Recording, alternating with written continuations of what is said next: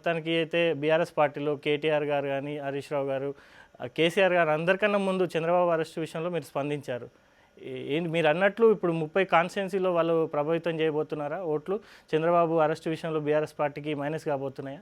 ఖచ్చితంగా మైనస్ అవుతాయి. ఇప్పటికైనా వాళ్ళు సర్దుకొని సవరించుకొని తర్వాత ఒక పెద్దరికంగా అమానుషంగా అన్యాయంగా అక్రమంగా మరి అరెస్ట్ చేసి జైల్లో పెట్టడం అనేటువంటి దాని విషయంలో ఖచ్చితంగా స్పందించాలి కేసీఆర్ గారు కూడా.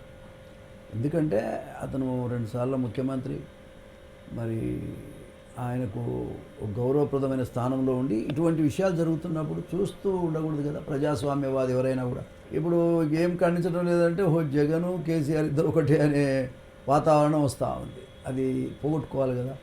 ఒకవేళ అదే కరెక్ట్ అయితే ఖచ్చితంగా ఆంధ్ర ఓటర్సు చాలా సందర్భాల్లో కేసీఆర్ కూడా చెప్పింది, మేము కలిసి జగన్తో పనిచేస్తాము, జగన్ ప్రభుత్వంతో కలిసి పని చేసుకునే దానికి ఎవరేం అర్థం కాదు. అన్యాయాన్ని కూడా ఖండించకుండా ఉండే పద్ధతిలో ఉండటం అనేది కరెక్ట్ కాదు.